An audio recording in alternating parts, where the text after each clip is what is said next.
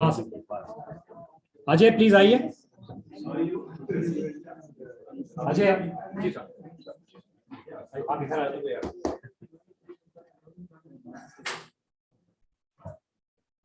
We have this fetish about wanting to start on time.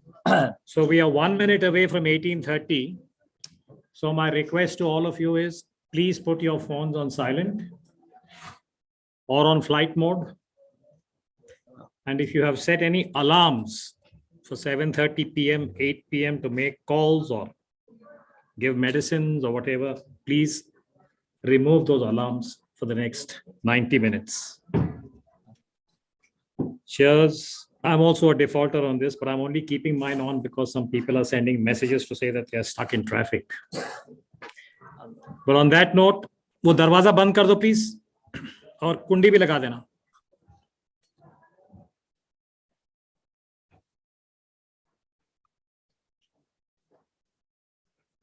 Thank you. So again, good evening, everyone. Those who are here in person and those who have joined us from afar, because this particular lecture has aroused a fair amount of interest in professional circles, both within India and I'm very happy to say outside of India. If you're into data mining and you know how, on cyber, you suddenly find a lot of interest. I don't know if any of you on this side are aware, but there's a way of figuring out how a certain event generates interest on cyber. So over the last couple of hours, as the social media had put out this notice, I was very gratified to see that not just in Delhi, not just in India, but in some regions of interest for us as professionals, there was a lot of curiosity about the lecture. And the most interesting part for me, the most interesting part for me was that I've got 2 questions already from people who haven't yet heard the lecture. So this is called the Postmodern Moment, meaning that even before the lecture has been delivered, there are questions that have already come in, but I think, Ajay, that's just a sign of both your credibility and profile. But on that note, this little alap was to make sure that the YouTube link and the Zoom, etc. are working. If I've got a green on that. Ladies and gentlemen, welcome again.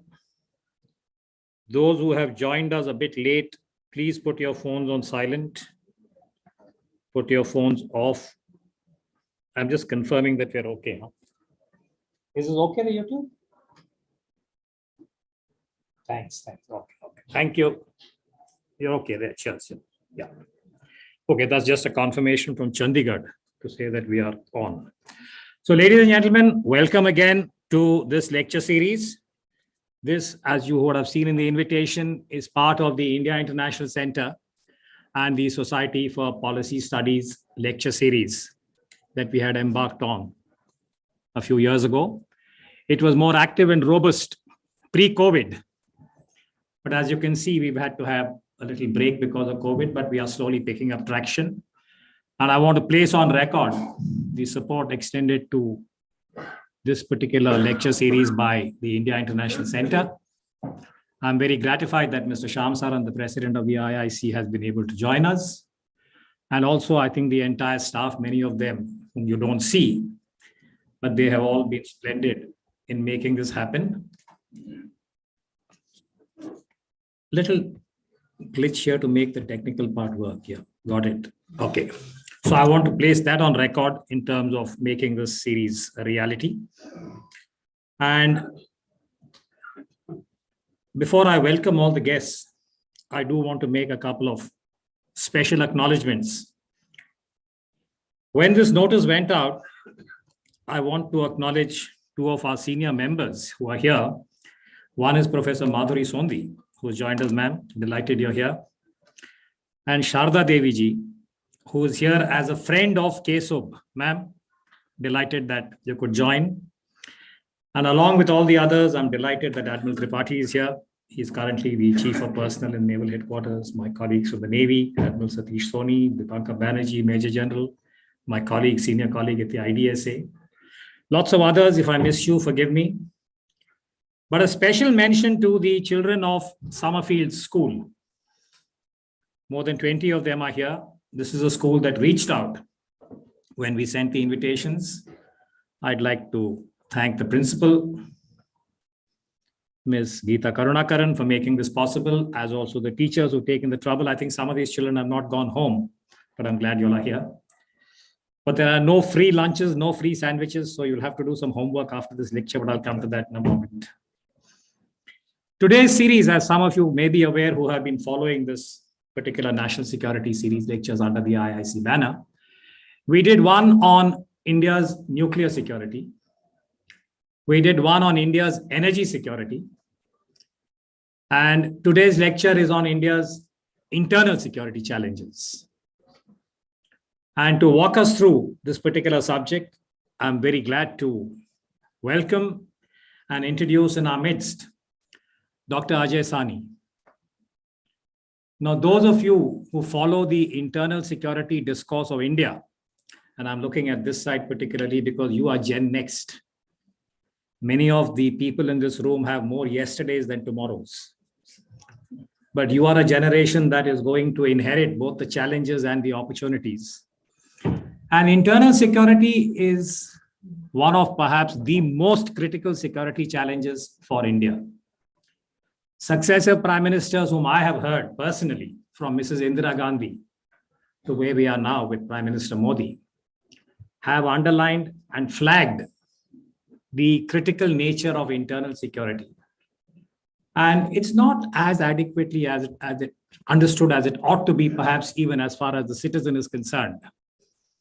But if you look at recent history over the last 40 years, maybe, starting 1984, we have periodically been convulsed by domestic experiences that have impacted the human security of the citizen. I mean, that is the critical sort of definition as to why is internal security important. So you can go down, as I said, episodically, 84, 92, 2001, 2002, 2008. Very soon we'll be observing the 14th anniversary of Mumbai 9/11. And there are other challenges that have also emerged. You know, if you're a student of security studies and you do the IAS guidebook or the lecture series, there is a standard kind of tripod of looking at India's internal security challenges. The textbook tells you that there is one that is inherited. It's the legacy, separatist movements in the Northeast, support from China, state-sponsored terrorism, and militant activity as a major challenge. Then we have a whole lot of activities that come under the vertical of LWE, left-wing extremism. It has its own genealogy. And more recently, of course, after 9/11, we are aware of the anxiety about jihadi terror and how that is manifesting. But this, as I said, are broad thumbnail divisions that do not do justice to the complexity and the various layers of internal security. And as I said, we have in Dr. Ajai Sahni, a person who has spent the last quarter century, if not more, on this subject. As it happens, he is a philosophy PhD. It may interest some of you to know. I can see Mrs. Sondi sort of nodding her head. And he's moved into this particular discipline of internal security. He's an author of many books. He was also a member of a very important task force set up by the government under the aegis of the Home Ministry, the Madhukar Gupta report. Currently, he is the head, the director of the ICM, the Institute of Conflict Management. And he is also brought into cyber a very valuable tool that is a database on South Asian Intelligence Review, SAIR, right? SATP, the South Asian Terrorism Portal. Yeah. Component of that. And that, again, I would urge the younger generation to study it regularly. And he's actually held a gun to my head and said that I may not go into other details of his CV. And anyone working in internal security, you better take that threat seriously. So Ajay, all yours. Please come.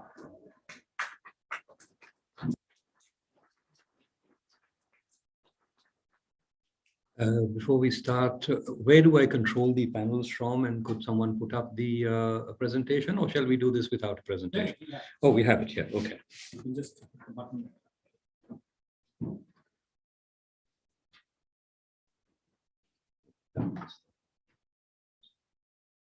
Bear with us.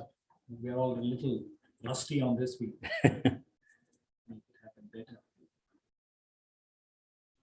You just have to enter. Okay. Now just forward backward from here.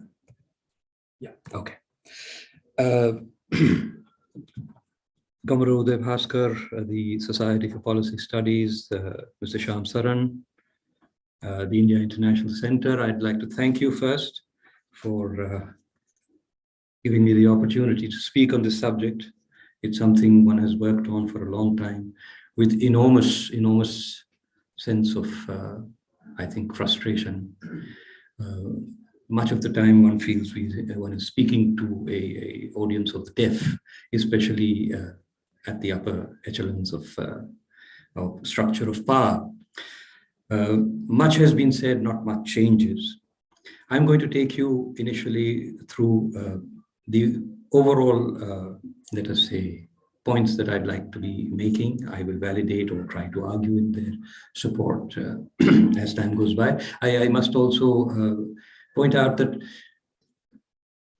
security analysis, as I see it, is something where we look at not the wonderful things that are happening around us, but the worst case scenario. And we ask ourselves a fundamental question: are we prepared? That is the paradigm within which security analysis has to be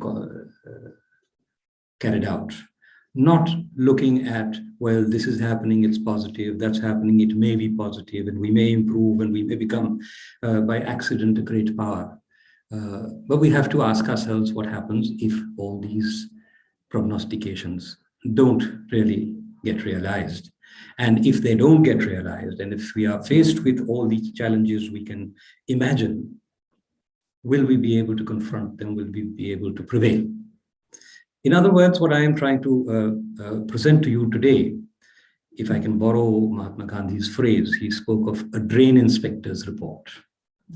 So what I'm giving you today is essentially a drain inspector's report. I'm looking at the most negative of aspects within the environment in which we are today.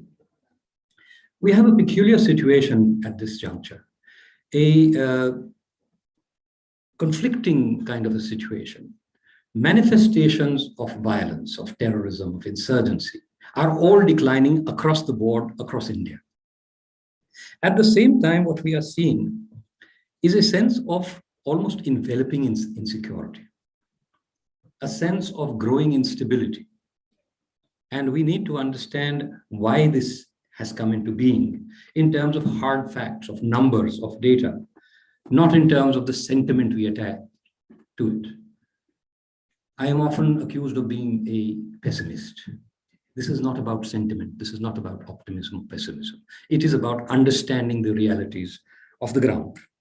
We have, as a component that is feeding this dynamic of instability or insecurity, a enormous growth of hyper-nationalism, which is in itself feeding a reaction of alienation and subnationalism.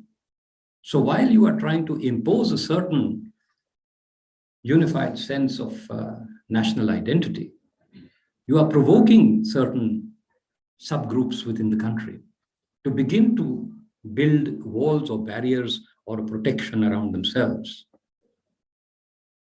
because they feel that their identity is now under assault, not of a nationalist identity, but of a majoritarian identity. And this is a very critical distinction. We see this entire thing being fed by politics of polarization. The entire situation today, every election, and this is not one party, though it may be principally or aggressively one party. You see today soft majoritarianism and hard majoritarianism being played out by almost every political party, because votes count, nothing else does. And in this sense, I think those who proclaim their nationalism loudest are the ones who are in fact doing harm to the national interest, the greatest harm to the national interest.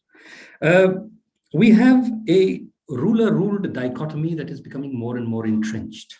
The whole idea of a democratic polity, of a polity of representation, is being undermined by a structure that is increasingly authoritarian and which legitimizes whatever is done by those who currently hold power. This is anathema to democracy. But it is a trend that is not only being accepted by those who hold this power,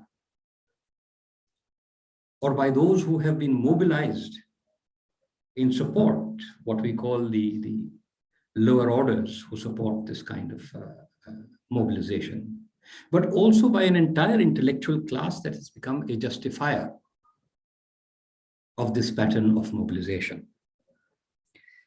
We have, as a result, the increasing coercion, naked, lawless coercion by instrumentalities of the state. We have a situation where the institutions of the state have been subverted and are being used for partisan political objectives and not in service either of the law, of the constitution, or of the national interest. The erosion of both public and international legitimacy has been a direct consequence of the growing trend in this direction that we have seen over the past years, actually decades, because this is not a process that started in 2014. You must understand, I have often said this, that the BJP is only a more efficient clone of the Congress party. It is doing better what the Congress party did for decades: undermine a democratic polity, subvert the institutions of the state, mobilize through division, remove the possibilities, centralize power as much as is possible. Centralize power not only around a party, but around a single figure. And we have this kind of thing. The difference now is that the current regime is doing this with a far greater efficiency than has ever been the case in the past, and with a far greater ideological commitment. This is crucial. Whatever the Congress used to do, whether it was communal mobilization, whether it was the provocation of riots in order to mobilize groups, and there was, you go through the history and you will find it an overwhelming situation where the Congress did this again and again and again. But they would always come back and say, we are for secularism, we are for an equitable society. So at an ideological level, they remained committed to the values that are inherent in the Constitution. The current regime does not accept those values. It gives an extremely contradictory message. While in certain fora, particularly international fora, they reiterate those values again and again. In domestic fora and certainly within party fora, they are very clear that these values are not legitimate within their worldview. So we are seeing this pattern, which has been a long-term pattern, actually crystallizing into something far more dangerous over the past few years. And finally, we are seeing tremendous and rapid global transformations to which we are failing to adapt, which in fact we are even failing to recognize. And these are becoming, as a result, both of the magnitude of these transformations and the magnitude of our failure, not only to adapt, but even to understand them, a threat to our sovereignty. And this threat is not something in the future. It is something that has already come to pass. I will go through very quickly some of the data that validates or supports what I have been saying in terms of conflicts and other variables. First of all, please understand that as far as manifest violence is concerned, particularly organized and armed violence in terrorism and insurgencies, there's been a tremendous, dramatic drop. And that graph that you see is a very small graph. If you go back to 2001, we had more than 5,500 fatalities in a single year. That was our worst year, 2001. We are down to 326 fatalities this year and 500, 600 over the last 3-4 years. So just see the magnitude of the drop over here. Even if we take the last year's figure, we are talking about almost a tenth of the worst situation. Similarly, if you go to Jammu and Kashmir, and every time 2 or 3 people are killed or a particular kind of target is attacked, we have this nonsense about, oh, we are back in the 1990s. The 1990s and right up to 2006 were a high-intensity conflict in Jammu and Kashmir, more than 1,000 killed every year, more than 2,000 killed in 8 years, more than 3,000 killed in 3, and more than 4,000 killed in 2001, which was the worst year. It is only after 2006 that we start seeing a fairly consistent decline till 2012, which was the bottom out. We saw 121 fatalities. The government claims 99. Our data says 121. These variations can be explained. But then we see an escalation, and this escalation is nowhere comparable to the 1990s or the early 2000s, but it is an escalation that has been provoked by the divisive politics that has been practiced in the region, in that particular theater. There is this talk about Jammu Kashmir or Kashmir being on fire. Please look at the distribution. Even in 2018, I have just given a comparative map. Just look at the visuals. There's so many blank spaces which saw no fatalities at all. Green spaces which saw marginal fatalities, 1 to 5 fatalities, and so on. The darker patches of red and brown are the highly affected spaces which saw or are seeing chronic violence. Even in 2018, there were vast areas of Jammu and Kashmir. And if you come to 2021, you find even larger areas which are completely free of violence and others which are only marginally affected by violence. So we must understand that there is over there a sense of, shall we say, exhaustion or alienation from the terrorist or whatever you would like to describe it as, insurgent intent and ideology. If not a patriotism, at least an exhaustion has now taken hold of the populations there. If you focus on the data, you find that only between 2018 and 22, between 49 and 52% of all killings occurred in just 5 of 82 tehsils. There are more than 200 tehsils there now. I use an older map, for comparison. So we stay with 82 tehsils, and only 5 of 82 tehsils accounted for an overwhelming, at least a majority of killings. The Maoists, again, we go from a peak of 1,179 fatalities in 2010 down to just 94 as yet this year, 237 last year, 239 the year before that, more or less a declining trend with a few localized spikes. Today, the Maoist movement has been circumscribed, and if we look at the maps again, you will see 2007, we say 194 districts affected, 65 highly affected. The government at that point of time was talking about 223 affected districts in 20 states. Today, you look at the map on the right, 2021, we find just 54 districts affected, 10 across 10 states. Only one of them is highly affected. 22 moderately, 31 marginally. Marginally means that there is nothing more than political activity there. There is no violence. Moderately means there may be occasional violence. Only in one district are we seeing a chronic, repeated pattern of violence. That is in Chhattisgarh, and I think the district is in South Chhattisgarh, in the Bhaskar region. Again, one of the misconceptions, and I bring this over here, is the idea that the Indian state follows a policy of annihilation, especially in the LW affected areas. Please look at the numbers over here, and we find that between 9 and 20%, and the percentage goes up as the level of leadership goes down, of total neutralized militants, which means killed, arrested, and surrendered. only 9 to 19.5, 20% are actually killed. And the number is at 20% among the lowest cadre, which is the cadre that engages. So you do not, in fact, have anything called a policy of annihilation in India. I would like to suggest that in all theaters, the Indian response, and this is accepting that there are significant violations of human rights from time to time, the Indian response to terrorism and insurgency has been among the most humane in the world. If you see, if nothing else, the visual evidence of other theaters of insurgency. Look at Iraq, look at Afghanistan, look at Syria.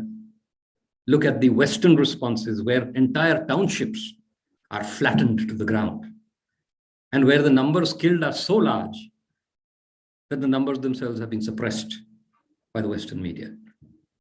So despite much talk of the deficiencies or extremities of the Indian response, it has been a fairly restrained response to terrorism and insurgents. Again, the Northeast, down from a peak of 1,109 to 72 fatalities last year, just 27 the year before that. 2 or 3 major incidents and this whole thing spikes. And this year we've just had 14 fatalities. So if this kind of trend continues, we'll hopefully end the year in low double digits. Commodore Bhaskar also spoke of the Islamist threat. And this is something you hear all the time. Oh, these, the Islamic State is coming. Ghazwatul Hind is now in play. The numbers make this laughable. The numbers make this laughable. If you just take a look, over the last, certainly from 2018 onwards, we haven't had any fatalities. This year we've had 2. Those are the 2 beheadings that we have seen, which are not really connected to any kind of international movement or any Ghazwatul Hind or any such thing. We've come down from 362 fatalities. This is outside Jammu and Kashmir, of course. In 2008, that was the year of 26/11, and a whole succession of bombings in trains in Mumbai. And now we come to what you could call the various microfractures that afflict the system.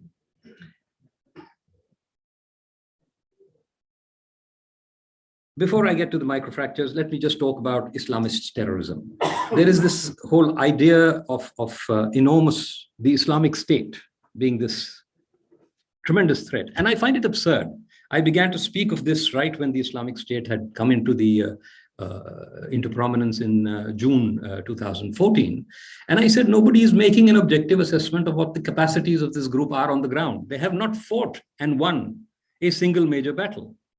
All they've done is terrorize the world with those horrendous videos, which were at that time being freely disseminated across the world through the internet. And the minute they met with any effective resistance, they began to collapse. And this is essential to understand in our context as well. What is the essence of power?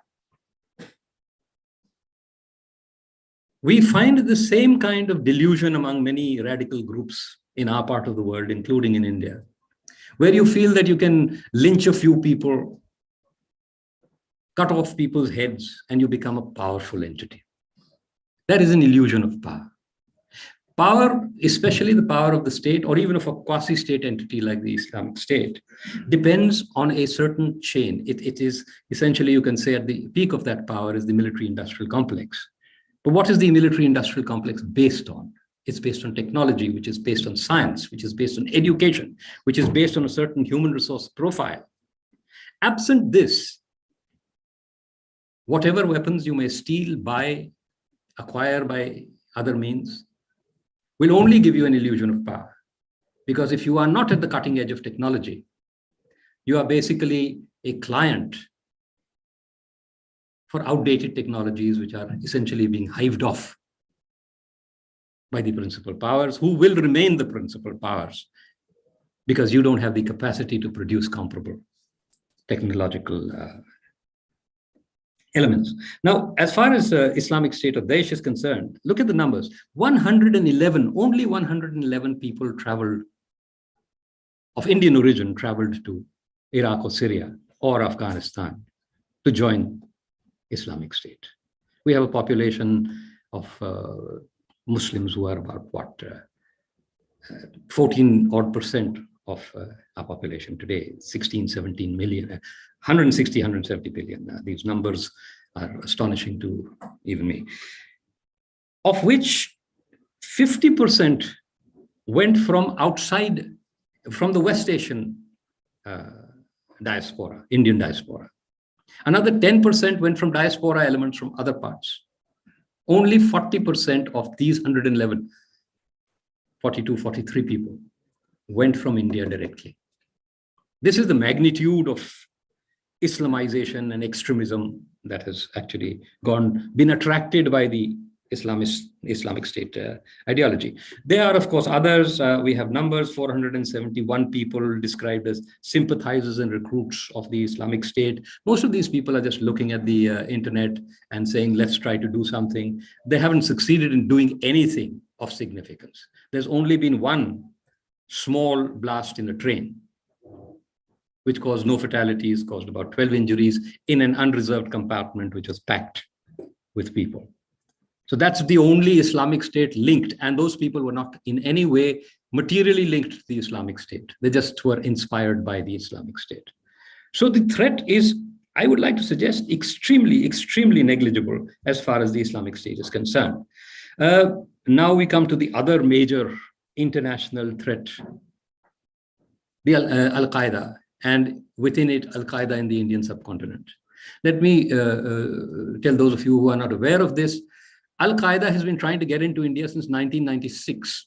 Osama bin Laden made this great speech and declared that in India, Muslims were being oppressed and it was a legitimate theater of jihad.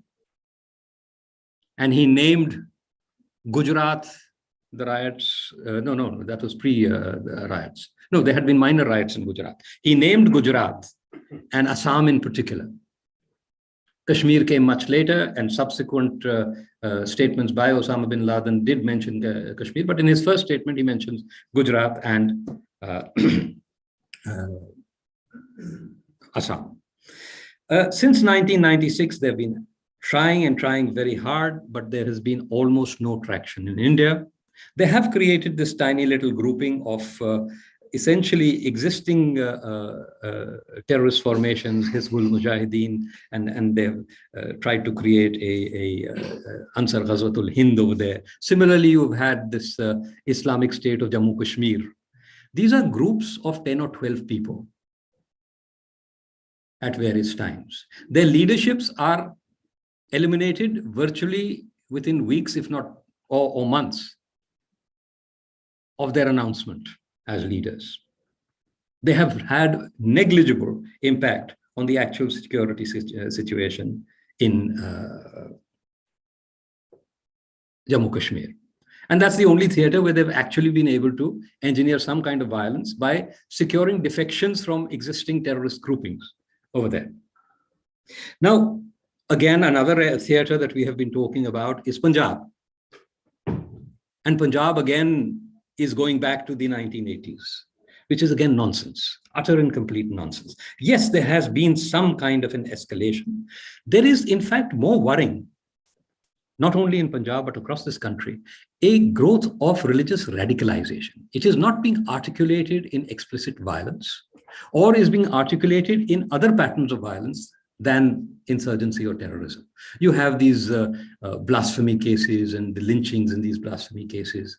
You have other kinds of clashes between now in Punjab, between Hindu groups and radical Hindu groups and radical Sikh groupings. And this is again part of what I was speaking of, the insecurity that is increasingly being injected into the minorities by this hyper-nationalist identity politics over here. Nevertheless, we do have at least a handful of incidents. Between 2008 and 2016, there were actually no fatalities related to Khalistani terrorism in Punjab. After that, till last year, each year you've had at least one fatality. I would suggest this is problematic. From a situation where we were going towards, I think, a society in which this kind of violence was not being manifested, we now have at least some manifestation of violence. Interestingly, there has been an enormous overlap of gang activity and Khalistani activity. Many of the perpetrators, if not most of the perpetrators, in fact, the only case that I remember in which the individuals who acted on ideological grounds was a series of killings between 2016 and 2017. They were referred to as the targeted killings. There were about 9 people who were killed, and there were 2 perpetrators. They were subsequently arrested, and the entire process had been documented through their interrogations and evidence. Most of the others are either mercenaries. Many of them are not even Sikhs. So what you are seeing is a mobilization by external powers, principally Western diaspora elements, or by the Islamic State, or by the ISI in Pakistan, or by groupings who are still being hosted, the surviving leaderships of the Khalistanis, who are still being hosted by Pakistan. So these are the people who are continuously trying to create difficulty in Punjab. They have had some marginal success. The reason why this is a grounds for greater worry than the actual numbers suggest is not because the Khalistanis are becoming more powerful. It is not because the ISI is more effective. It is not even because of the Western, radicalized Sikh diaspora in Western countries. It is because we are becoming more and more vulnerable due to our internal and domestic, the patterns of our domestic politics. I come now to the microfractures that I was speaking of. Where have I lost that? Oh, yeah. Now, again, the various patterns of violence that are escalating, and in this we see that crimes against scheduled castes, crimes against scheduled tribes, and communal violence are each seeing a rising trend. And this again is what is being reflected more and more in the sense of insecurity, of the sense of enveloping threat or violence. Even though the numbers are not very great, there is a sense that is that the country is under sustained, unrelenting threat. And it is the same polarizing identity-based politics which is creating these continuous disturbances. This is potentially the gravest threat to India's internal security. And another, you can just see the cases of promoting enmity between groups have risen very, very drastically over the 2014-2020 period. And I think you would also see that these numbers, which have been officially recorded, do not, in fact, reflect the actual numbers on the ground, because many of these cases are suppressed, especially when they involve majoritarian hate speech. I will thank you later. Let me continue with my presentation. The communal situation in the country is being constantly worsened by a whole range of issues, none of which I think I need to remind you of: the hijab issue, the Gyanvapi temple, the beheadings, the statements by BJP spokespersons, the reaction to them, the 2 beheadings in Jaipur, Udaipur, etc. So all these things are actually feeding into this environment of instability and violence. We are also moving, and here we come to the other threats which are increasingly surrounding us. One of the most important elements of what I describe as a new age of savagery is the potential for the abuse of the cyber world, what you could call cyber threats. The Internet of Things is already in India linking up more than 2 billion objects or instruments. We have got a situation where we talk about smart cities, without any kind of security built into the model of smart cities. The younger people over here will know much more about this than I do. Just as indices of what is going on, since October 2021, the Indian petroleum refinery networks have faced 3.6 lakh attacks, cyber attacks. The Nuclear Power Corporation of India blocks more than 10 targeted attacks a day. The Air India servers were in a single month targeted by repeated cyber attacks, and sensitive data of more than 4.5 million users was compromised. Cyber attacks in these cases are a question essentially as yet of notional sort of impact.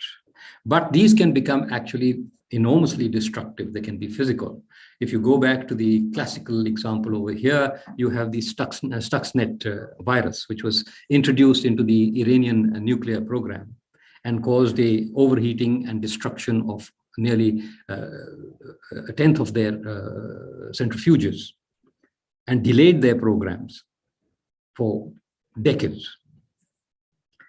Both Pakistan and China have elaborate systems, both within government and through non-governmental agencies or proxies, targeting India, also targeting other countries of the world, but directly targeting India.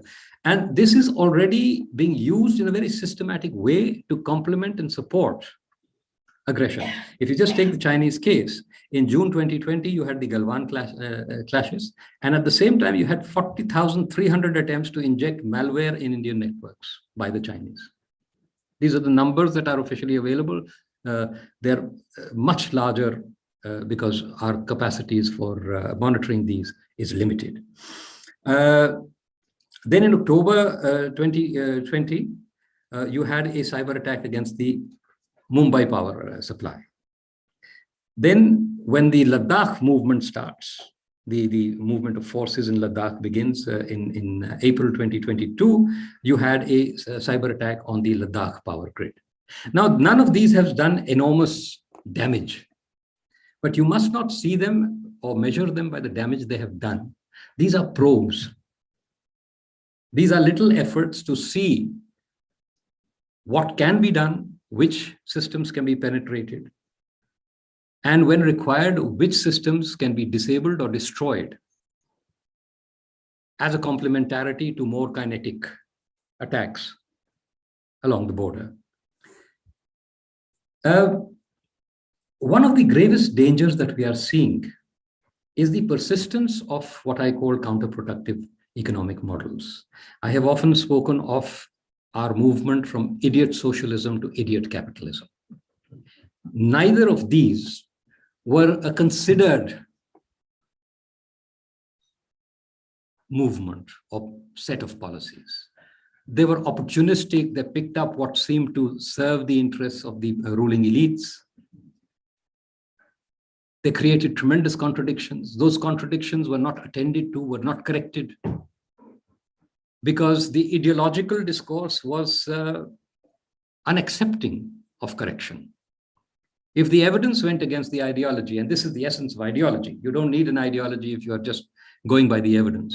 The essence of ideology is that it will reject the evidence that contradicts the ideological framework.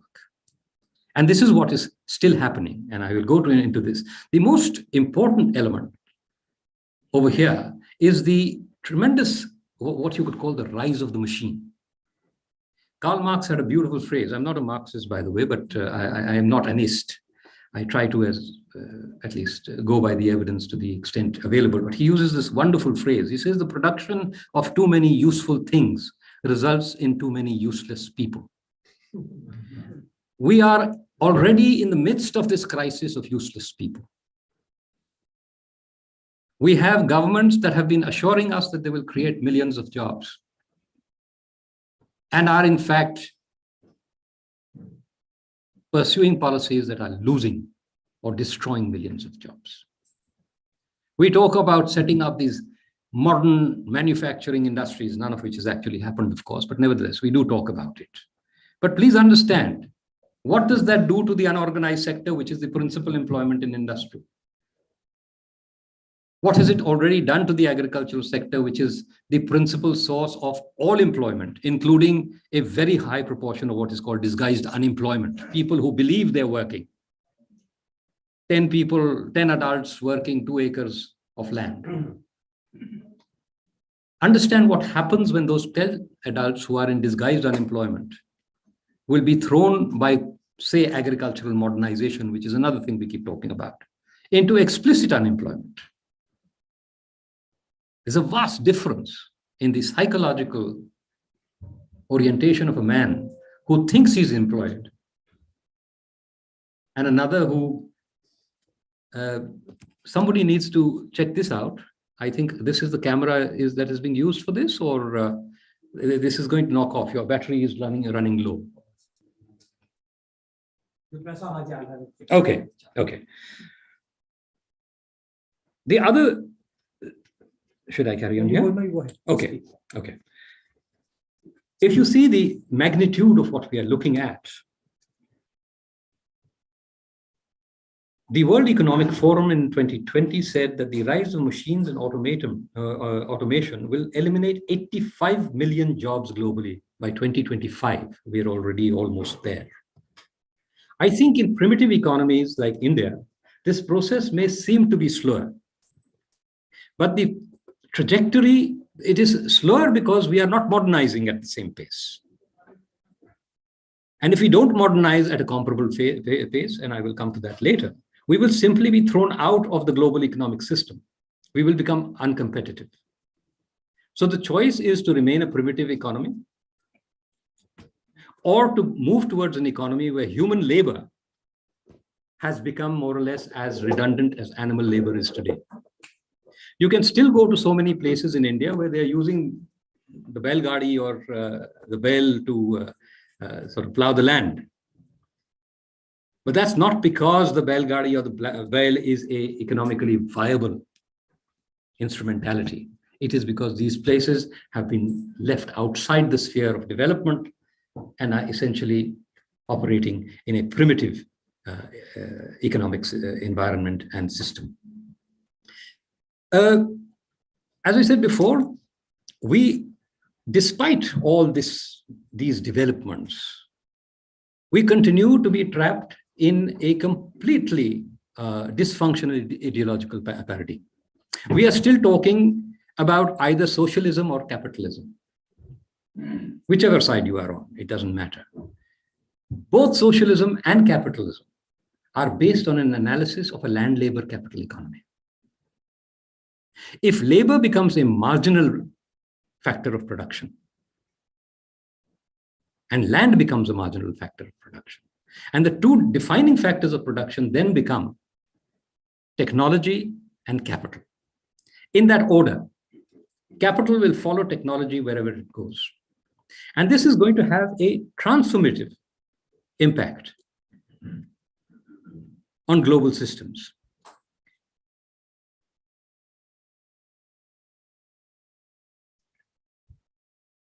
If you are not within the production regimes of the world is going to be divided into two kinds of countries.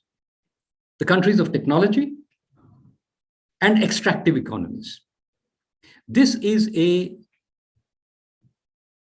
pattern of neocolonialism.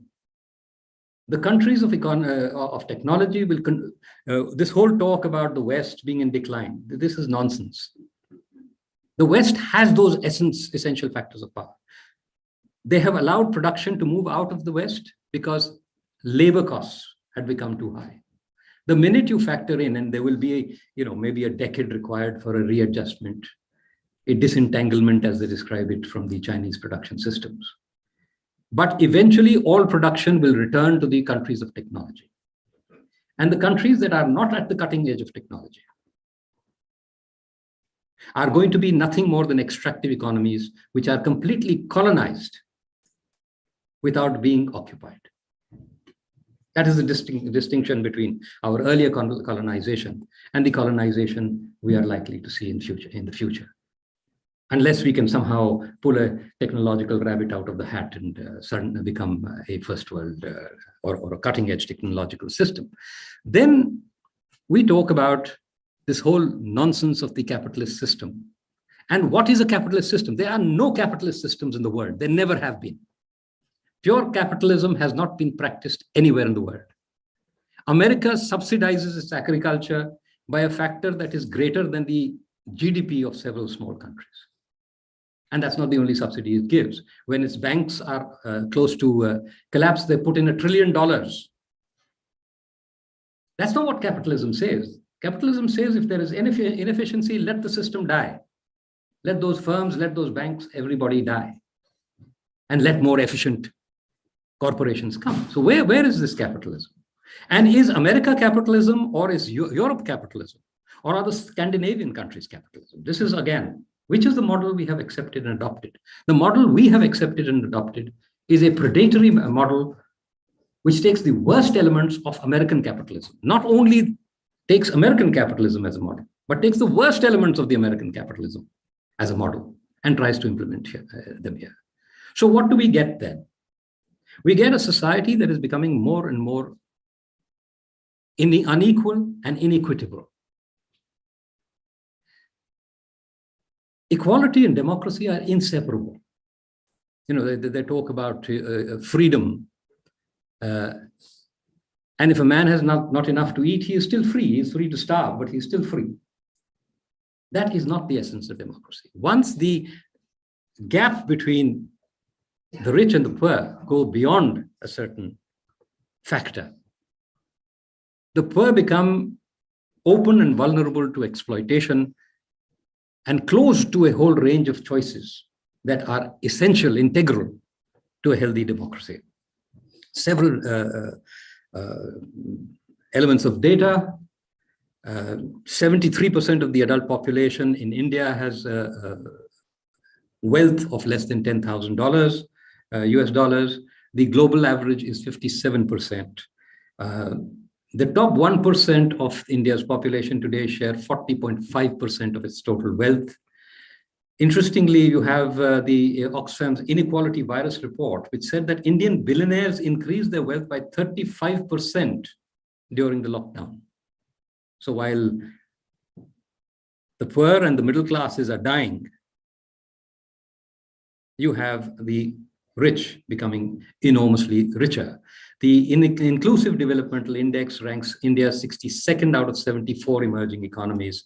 And the World Economic Forum says that 6 out of 10 Indians still live on yet less than $3.20 per day. What did I do?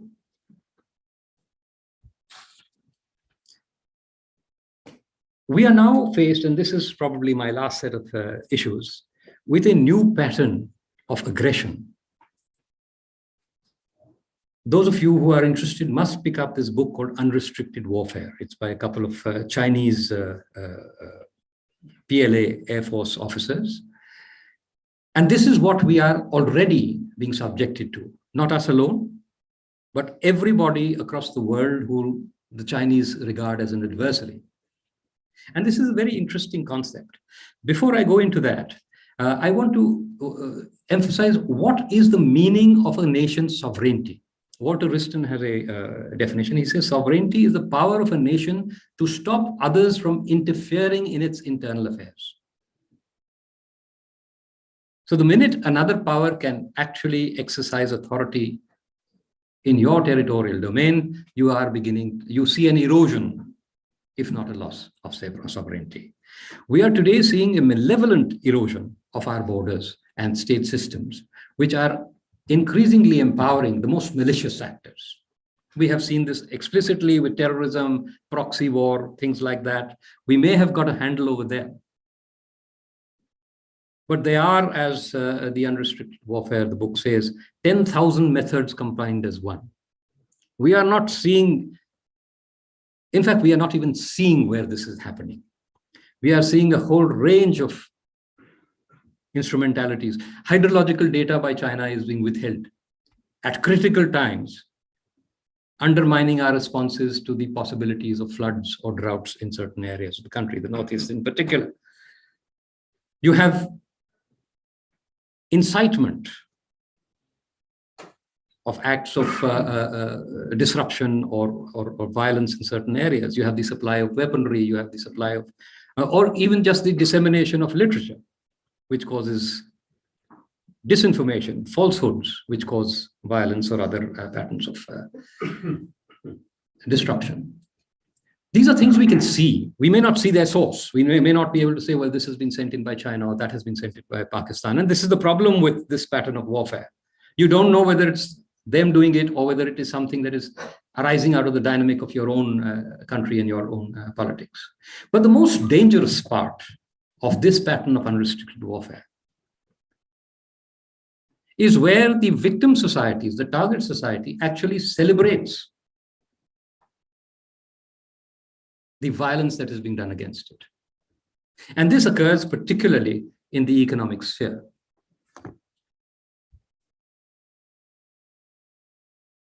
Take, for instance, the very fundamental thing. Despite the incursions in Galwan and Ladakh, and announcements were made that we are going to boycott Chinese goods. Each year thereafter, our imports from China have increased, even as our exports to China have decreased. You need to look at the numbers. And why are these things happening? Because people are making money. People are making money. Billions of dollars rupees worth of Chinese smuggled goods are being brought into this country. When we have a flag day, a particular corporation is authorized to supply the flags to the whole country. Those are not Khadi flags, as they have always been, and they're all imported from China. Everything you are buying today is imported from China. We have 96% of mobile phones sold in India are locally manufactured. The value added in India is 6.2%. 94% almost is being imported overwhelmingly from China. We are promoting in Indian manufacturing what is called screwdriver technology, or what is called last mile assembly. What is this doing to us? It is inflicting enormous costs on the national system. It is destroying our capacities for production, for entrepreneurship, for technological development. We celebrate the second richest man in the world. Not one of his corporations invests anything in research. China today accounts for 23% of expenditure globally on research and development. 23% of world expenditure is by China. And each year they are increasing the amount they are spending on research. The consequences of this are devastating. We think this is a bloodless war. It's not a bloodless war. It is killing people through unemployment, through poverty, through the lack of other services, health. Progressively, we are being told it is now more efficient to privatize health supply, health services. Education, the state-run institutions have already raised fees well above what the poor can afford. And there is an increasing emphasis on privatization. Not because there is a clearly thought out strategy, policy, a look at the evidence, a look at what we need to do. Commission after commission has said we must have at least 6% of GDP committed to education. We have never gone above 3%, 3.1, 3.2%, except in the first 5-year plan under Nehru. So there is this disregard of facts that are staring us in the face. Oh, America has privatized education. America is destroying its education system. In the Western world, America today, apart from a thin layer of the best institutions that have somehow or the other, they have also compromised standards in their pursuit of funding. But the average educational system in America has enormously deteriorated. Report after report has emphasized this. But we carry on with these mantras that no, capitalism is best, so we must carry on. As we look into the future, we must remind ourselves, and I don't think India is anywhere approaching a situation where we'll go into complete chaos or collapse or disintegration. People have been predicting the disintegration of Pakistan for the last, I think, 30 odd years. And even Pakistan is where it is. And while this is not a matter of pride for me, we are better than Pakistan. I think we should have higher standards than that. But please understand that internal security is critical. I think that's something that Commodore Bhaskar had said earlier. Of 39 countries that have disintegrated after World War II, only 5 were the result of external aggression. 34 collapsed due to internal factors. The gains that have been registered against terrorism, insurgency, the wider armed movements of the recent past are very, very significant. That is something we must understand. But the conditions, incentives, and motives that gave rise to armed and mass violence have not been addressed in the Indian system. Very few people in India today are thinking about India. Nationalism has become a trope, a facade, behind which all sorts of other agendas, extremely disruptive, extremely destructive to the national interest, are being pursued. There is a proclivity in the policy establishment to respond only to the most urgent and proximate of threats. And normally we see that we respond fairly poorly to these, at least in the initial stages, though the system may after a while begin to, as we saw in many insurgencies over years or decades, we learned how to deal with them. But usually a major crisis, whether it is an insurgency or a medical crisis, we have all been through COVID, and I think almost everyone has experienced loss. Maybe not in your immediate family, but among friends, among extended families. I do not know anyone who would not have experienced loss. And we saw complete disarray. So we are not in a position to actually cope with or confront these crises. There is something called, and this is important today, when we look at the supposedly improved circumstances of armed violence or major trends to violence, the security paradox. The more we succeed, the less we invest. This is the opposite of most other decisions. I'll just take another minute. Of most other enterprises, a successful enterprise will always attract more and more investment.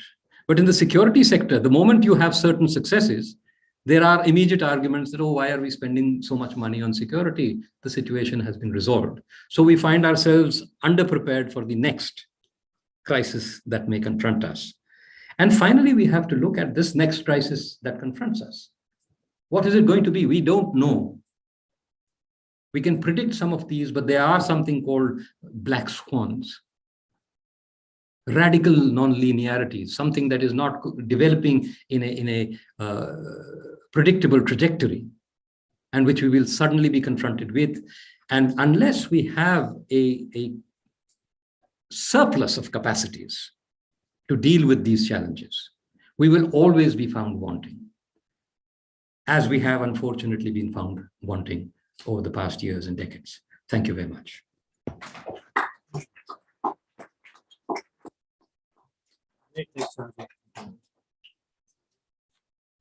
I'd like to thank Dr. Ajai Sahni for, I think, a very, very comprehensive lecture with an enormous amount of depth, and if I may add, Ajay, candor, in terms of both outlining, I think, the specifics of internal security with all the data that you put together, and also contextualizing it, I think, in the larger, I would say, matrix that is relevant both to India and by extension to the region and the world.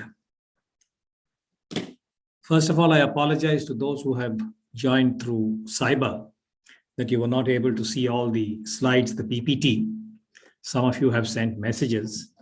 So what we will do is, those who want the PPTs, please send a direct message either to the IIC, the SPS, or any of us, and we'll make them available to you. We have about 20 minutes. And what I will do is recognize those who are sitting in person with us And also, I think, acknowledge those who have already sent questions from afar. So with your permission, Ajay, I'll read out the first two questions that have come, and you can then answer from here because you'll be more visible and audible. Those who have questions, etc., either you can raise your hand, or if you want, just write it down and I'll try and convey it. Brevity today would be much appreciated. But let me read out the first two questions which have come from cyber. One is from, this says, dog lover, Miss Nandini. I think social media has an amazing way of introducing. The question, Dr. Sahni, is, do you think with AAP's emergence in Punjab, will we see a violent Khalistani uprising? That's question one. Question two, which has come again through cyber, it says, resident Kannur. We know where Kannur is, all of you. Kerala. PFI, how serious a threat is it to India's internal security? I mean, both these are in the news, so I guess. So I'll request you, Dr. Sahni, and please, you'd like to come here. And you're the man who knows too much. So would you like to take just a minute and a half? Yeah, I'll take very little time. You see, I think AAP is again, in Punjab, is again part of wonderfully successful disinformation. I'm no supporter. I think they are roughly as incompetent as most of the other governments in this country, with very rare exception. But I like to know why this whole thing has started about, Khalistani uprising after AAP. I have seen no evidence. There has been no escalation in violence. There have been no killings in Punjab this year. And if I ask you, you will probably say, oh, there was that attack on the police intelligence headquarters. It was before AAP. But all these things coalesce in your mind. You don't remember dates. Or you will talk about the killing of, what is his name? The singer. Sidhu Moosewala. Sidhu Moosewala was a gang war. It has nothing to do with Khalistan. Yes, you will see overlaps between the Khalistani groups and the gang wars. But what I'm basically trying to say is, I don't see a single element of evidence to suggest that there has been any escalation in Khalistani activity or terrorism. All this nonsense about the SFJ and raising flags and all that's been going on for ages. It's been going on for ages. So this is part of the usual, politically motivated campaign to, at this juncture, discredit AAP and perhaps secure a significant defection from the party to set up some other government. PFI, how serious a threat? This is a question I can't really answer because we no longer have any faith in our investigative agencies. 100 people have been arrested, and I really don't know why. How many terrorist attacks has the PFI been involved in? They've been involved in radical activity. They've been involved in cutting off people's hands, more than one person, supposedly for blasphemy or for sacrilege. They're horrible people. I have no sympathies with them. But are they terrorists? And they are all being arrested under laws that are supposedly to prevent terrorism. And I don't have faith in the agencies today, where I can say, yes, 100 people have been arrested. These guys deserve to be arrested. This is a terrorist organization. I cannot say that. I have no evidence on my records, in my databases, that say AAP is a terrorist organization. PFI is a terrorist organization. Mr. Bhaskar? No, sorry, Vijay here and Mr. Gupta. Vijay, sharp question. Very short one. Yeah, you have. Sorry. So you began with hyper-nationalism, politics of polarization, soft and hard nationalism, and ultimately you said structures including authoritarianism. Now, I just want to ask you, since you have seen everything, what is the solution to raise this situation which you have initially said in today's frame? What is the solution to this? The solutions are appearing, sir. There is no simple solution. Processes are the essence of transformation. If you think you can confront this by frontally by violence. You see, there was a very interesting thing, I think just a couple of days ago, a news item, which said that only 3 IPS officers, all at the rank of the superintendent of police, have actually opted for central deputation, despite the fact that there are 263 vacancies out of 646 strength, more than a 40% vacancy in the center. Only 3 officers have opted to come to the center at a junior level. This is an act of resistance. You see, India has been a slave country for decades. For centuries. So we have worked out our own systems. The genius of Mahatma Gandhi, passive resistance. Nobody will tell you, I'm not going to do what you're telling me to do. Everyone will click his heels and bow before you, and they will make sure your programs fail. That is already happening. It is happening comprehensively all around us. Eventually, this government will be discredited by the action or inaction of the people who it believes are loyal to it and who are lying down on the ground before the masters that they currently possess. So you will see these small acts of resistance building up, eroding the effectiveness of this government. There is no other way to confront it. If you think, well, let's have a revolution, I think all revolutions have created a situation that is ordinarily worse than the situation, with rare exception, that preceded it. So these are the changes. Small acts of resistance by all of us. Speaking out is an act of resistance. And I see enormous courage, especially among young people right now, who are putting, because laws are being arbitrarily used, judicial processes or the delays in judicial processes are sufficient to imprison you for years and years. And you put a charge of terrorism against someone with or without evidence. And the courts will simply say, oh, it is a very serious charge, so we can't give you bail. Even if you get bail, the next 10 years of your life are going to be ruined by the processes of court. So there are all these ways in which the government is trying to suppress and contain you. And there are ways in which people are learning to adapt and to shift slowly the balance of power. Unfortunately, at the end of the day, it's politics that matters. And at this juncture, we do not see a crystallization of an effective opposition. But it doesn't take very long. Indira Gandhi, just a couple of years after 71, was a goddess. She was Indira. She was Durga. She was Durga, not Indira. She was Durga. 5 years later, she was wiped out in an election. Of course, she came back 2 years after that because the people intervening were whatever they were. So we have to understand this is how it moves. It's a process. It's not a magic wand. It's not a single point solution. I'd like to recognize any of the youngsters in case you all want to. If you want some time, think about it, ask your question. You don't have to. Okay. We have what I would call as some familiar names and faces, IIC institutions. I don't know if you all can compress your questions. I'll request Dr. Sahni to stay there. Mr. Bhagai, I'll give you 70 seconds, sir, with a lot of indulgence, but go ahead. I can't say no to you. Thank you. I'm very curious, how is Prime Minister so popular in the country? In spite of what you're saying, is it because, is promoting enmity and communal enmity, is it helping him? Does he really need it?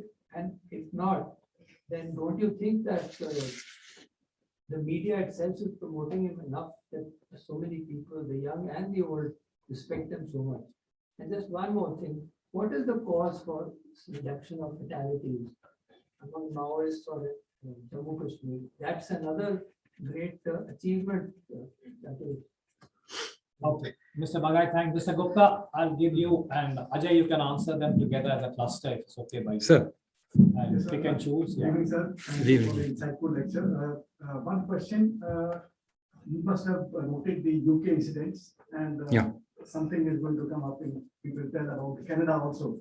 So this export of this hyper-nationalism, now today the articles published in UK, etc., that Hindu nationalism is a problem. So is it just a beginning or an aberration? That is one. And Bhaskar, second, only one. Gupta, Right. next you. Sir, just keep it short. I'm trying to get all of you on board. I just want to ask you. Please introduce yourself for the recording. You talked about this. Sir, record name. Ranjit Bhushan. You said the World Bank rates India very high economically, saying number 5. Why is that happening? Thank you. Ajay, please answer whatever you can. I've got 3 questions here. So, Okay, very quickly. Let me go. World Bank. I really don't, first of all, understand what is the logic behind the Prime Minister's popularity, Mr. Uday. No, sorry, I have questions before that. No, I've already answered you, sir. The Prime Minister's popularity. But how popular is the Prime Minister? We have a first past the post system. The last elections, the BJP got 37% of the vote. So 63% of the people are against him. So that's enough, of course, to get 2/3 of or more than a 2/3 majority in parliament. But that is a flaw of the system. And does communal polarization help? Absolutely. That's the only thing they won on. They didn't come to power on policies. They came to power on Mandir Masjid. And then they talked about development and policies. And when those developmental policies are systematically been seen to fail, when you have more and more people in poverty, you suddenly have now Gyan Vyapi. Tomorrow you will have Mathura. Then they will talk about 1100 structures. So as their policies fail, they will go back to their roots, and their roots are communal hatred. They're not communal polarization, they're communal hatred. It is part of their ideology. It is there in their literature. It's not something, they deny it at certain fora. They go to international fora and they say, oh, secularism, India is a secular country. Hinduism is basically a secular faith. But they are not secular. So, Increasing the popularity or increasing? at this juncture, yes, it is giving them a sufficient support base. Causes for reduction in fatalities are global, a recognition that terrorism is a threat to everyone. Prior to 9/11, this was not the case. This was your problem. We didn't care. So there has been a global delegitimization of terrorism. There has been pressure on the state sponsors of terrorism, which has made it more difficult, not impossible for them to support. Certain other factors, for instance, if you take Kashmir, the fence could be built because of the peace treaty in 2003. And 2003 came under enormous international pressure, American pressure. The international means American, basically. So that made the movement across the border very difficult. If you see the other areas, the state was able to slowly, first of all, use the means that it needed to use, because so much of international pressure on so-called human rights and other elements was not there. You could not ride that platform very easily to paralyze the forces. Number two, the forces learned slowly from theater to theater that simple, overwhelming presence is not what is required. What is required is intelligence-based operations, targeting leaderships in particular. And that is the model that has eventually been adopted in theater after theater, rapidly eroding the capacities of these groups Northeast. And also, particularly in the Northeast, what we see is a process of reabsorption.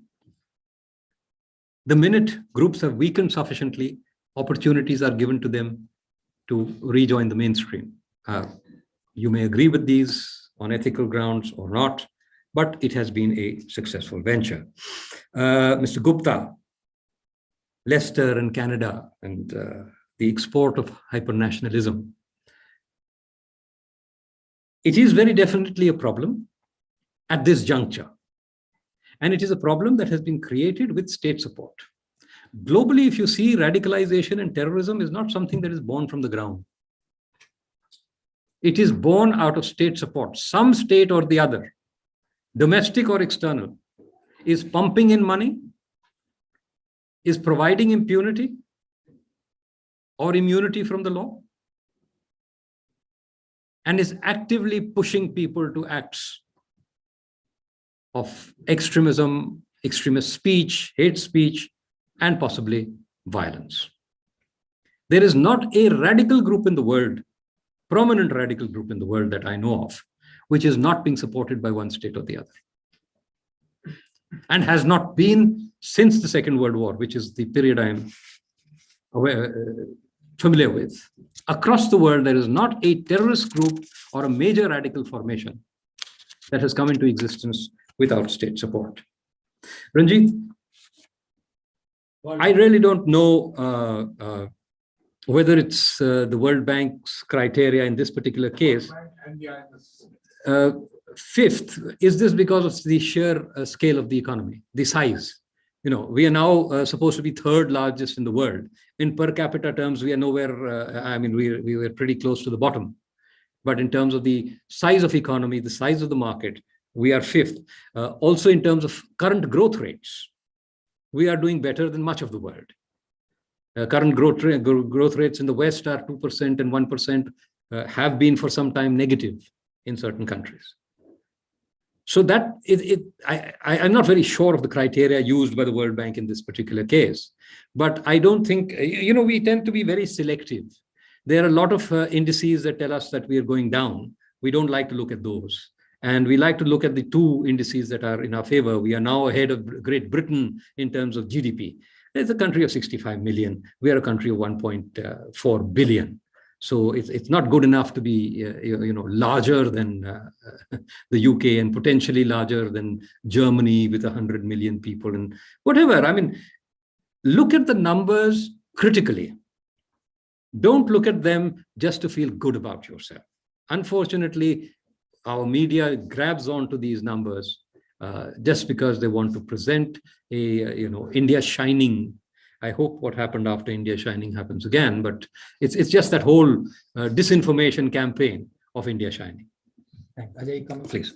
Mainly because of the time factor. No problem. Thank you, Ajay. I'm standing here mainly to take all the questions and also to add a couple of responses. Ranjit asked something about the World Bank, GDP, and so on. And this is really for the benefit of our younger audience here. I may have said this in the past from this very floor, from this very room, that when we talk about security in its most comprehensive manner, you don't have to go anywhere beyond India. You just have to look at the Arthashastra. And Chanakya talks about Yogakshema, the well-being of the citizen, which is the earliest kind of formulation in terms of composite human security. And for those who want to really read a little more about this, that is fact-based, I would draw your attention to a very good article by Dr. Shankaracharya in the Business Standard a few weeks ago. Those who want it can DM us, and I'm sure you'll be able to get that. But I'll leave it at that. I have 7 hand/questions, and I don't think I can do justice because we do have a fairly strict protocol here about 1959, which is 1 minute to 8 p.m.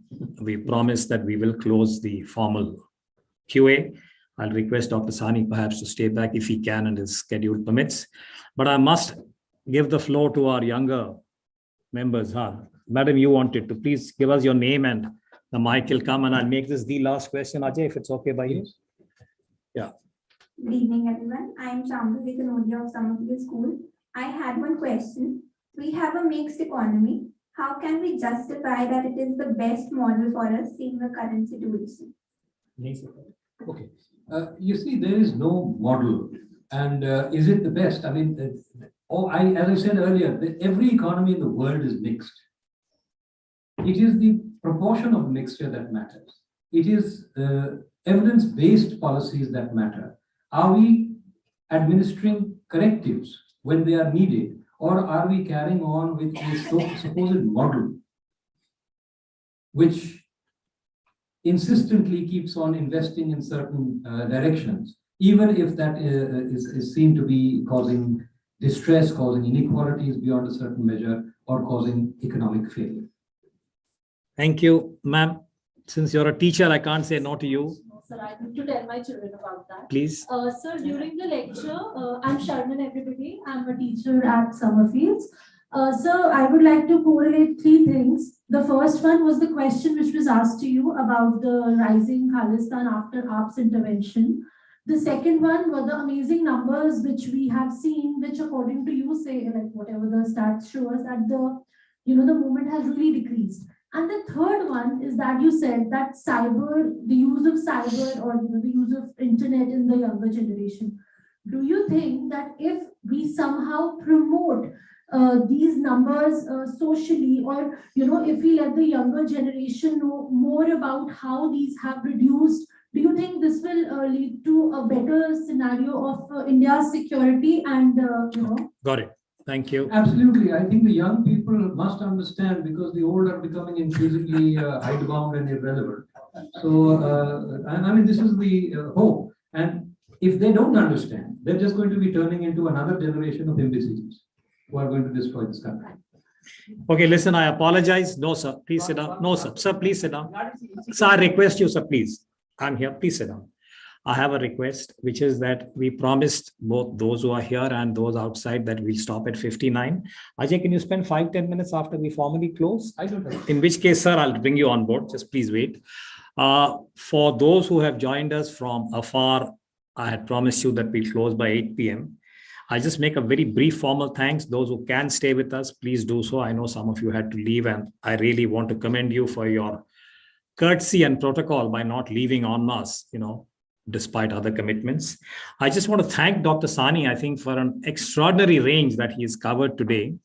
And I say this for the benefit of our younger students, not only from schools. I gather there are some people here from colleges and universities. I'm just going to mention one particular observation made, Ajay, for your benefit. This is one question that has come asking for Dr. Sahni's views on an article written in the Indian Express today by Mr. Prakash Singh regarding police reforms. The question is, how critical do you think, as Ajay Sahni, are police reforms to India's internal security? So I'm just mentioning that so that it's out there for those who have raised that question. I don't think you'll have time to respond to it. But on this question of internal security, and madam, what you have raised and the others, I think there's one word perhaps which we need to bring into our discourse this evening, which is fraternity. It is as old as the Republic, but we are aware that, it has also is currently frayed. And therefore, much of the dissonance in the internal security fabric and texture, could be also related. But I don't want to stray into the main subject. I want to take this opportunity to thank Dr. Ajai Sahni for giving us this extraordinarily rich lecture. I'll request him to share the PPT and other slides that those of you who want to, I'll be able to give it to you. And I want to thank all of you for being patient, for being with us and enriching the discussion. I also want to thank the entire YouTube and Zoom audience that has been with us for this evening. As always, the IIC staff and SPS who are not here, but who are doing some useful technical work. And we would be continuing this series of lectures, so we'll keep you informed. If you are not already on our mailing list, please give it to one of our colleagues or just mail us on any of the links that you have. And this is the last bit, which, as I said, I'd not threatened, but I'd warned the students who are here, those who are here physically and those who have come on cyber. I said this on social media, I'm repeating it again. You are encouraged to submit 500 to 700 word critiques of Dr. Ajai Sahni's lecture. Those of you who can actually tell him that he's got it all wrong, and we have a completely different perspective, we'll put you on top of the list. JNU students reached out to me, so I gave them a 9 a.m. deadline. Those of you from JNU who are listening to this, it will be very interesting to see your speed of response. 900 and 700 words by 9 a.m. But listen, I'm kidding. I'm just glad all of you have come. Summerfield, thank you. And if you all are able to write, send it to IIC. We'll hoist you on the website or on the Society for Policy Studies. On that note, I want to thank all of you for being here. And those who need to leave formally will close the session now. But Ajai Sahni, Dr. Sahni will be here. Sir, you wanted to make the comment on integration. I'll give you the floor first and the others. So Summerfield, if you want to stay for 5 minutes, you're welcome. Those who need to leave for 8 p.m. appointments, thank you so much for being with us. Sir, aap boliye. I want to say that for last many years, a large number of persons from foreign countries, from neighboring countries, Sir.